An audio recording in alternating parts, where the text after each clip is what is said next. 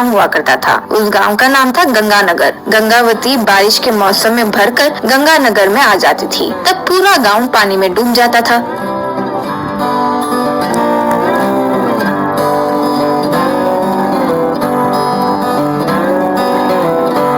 पानी में जाने के बाद लोग वापस बाहर आते थे।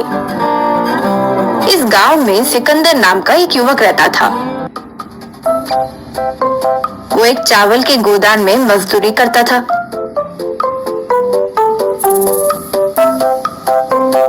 चावल की बोरियों को लॉरी में चढ़ाना उसका काम था।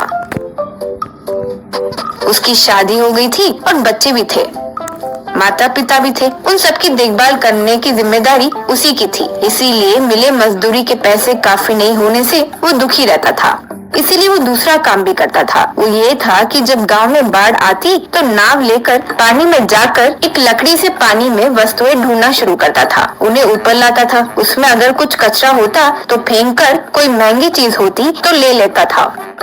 इस तरह उसे पैसे, सोना, ऐसे कुछ अच्छी चीजें मिल जाती थी। वो मेहनत से ढूंढता था,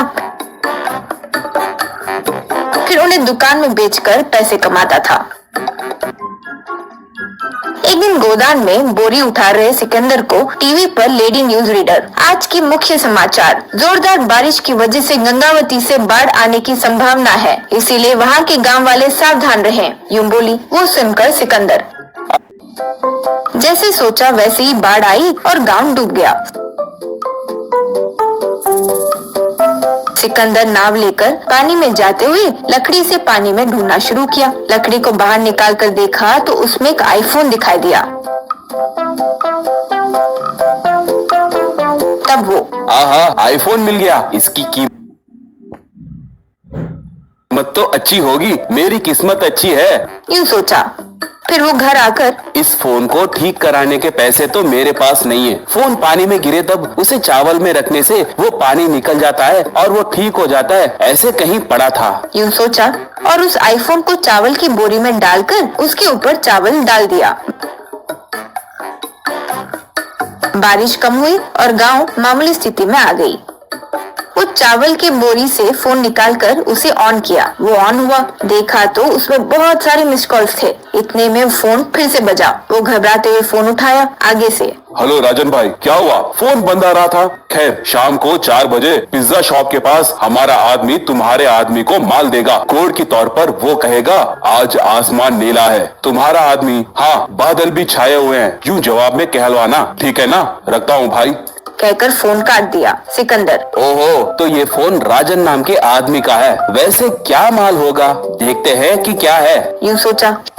शाम को 4 बजे सिकंदर पिज्जा शॉप के पास खड़ा था। इतने में वहाँ कार आकर रुकी। उसमें से एक आदमी सूटकेस लेकर उतरा और सिकंदर के पास आया। तब वो आकाश नीला है, यूं कहा। सिकंदर हाँ बादल भी छाए हुए हैं, यूं कहा। वो सूटकेस देकर चले गया। सिकंदर घर आकर सूटकेस खोलकर देखा तो उसमें हीरे थे। बाप रे, हीरे! इसके क्या दाम होंगे? यानी ये बड़े स्मगलर से लगता है। वो राजन भाई बड़ा डॉन है लगता है। उसके हाथ आ गया तो मुझे जीने नहीं देगा। यूं सोच रहा था कि फोन बजा।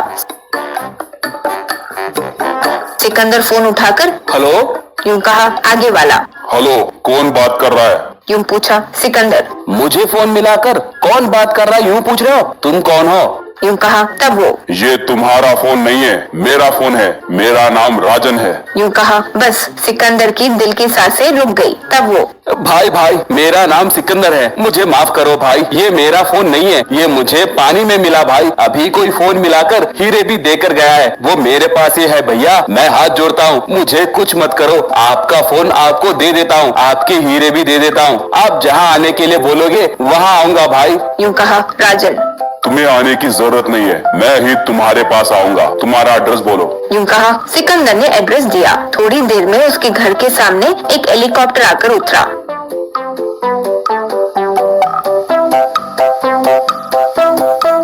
उसमें से राजन और उसके आदमी नीचे उतरे।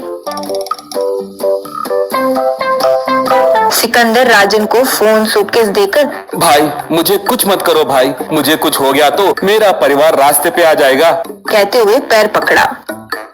तब राजन अरे सिकंदर, डरो मत, मैं तुम्हें कुछ नहीं करूंगा। मेरे फोन में मेरा माफिया साम्राज्य, मेरा धन, सारे डिटेल्स इसमें है, इसलिए वो मेरे लिए इतना जरूरी था। इतनी बड़ी मदद करने के लिए मैं तुम्हें 10 करोड़ पैसे दे रहा हूँ, ले लो। कहकर एक ब्रीफकेस में पैसे दिया। सिकंदर खुशी से नमस्कार किया।